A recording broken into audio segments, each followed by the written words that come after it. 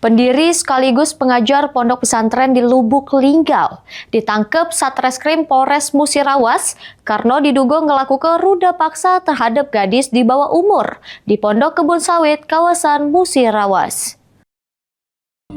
Semenjak dia kelas 1 sampai dengan kelas 2, 1 tahun. Dari kelas 1 sampai kelas 2 SMA ya.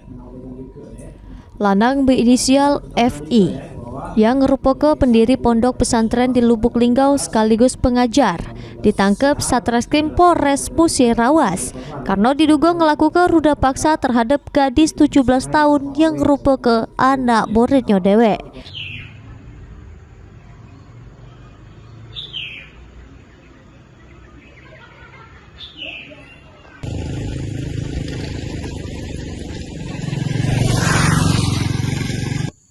Jeru aksinya, pelaku ngajak korban ke kebun sawit miliknya di kawasan Desa Pelawe Musirawas dengan modus nanam sawit. Namun pelaku memanfaatkan sepinya kebun untuk ngelampiaskan nafsu bejatnya. Dari pemeriksaan polisi, pelaku mengaku sudah melakukan aksi bejatnya lebih dari sekali.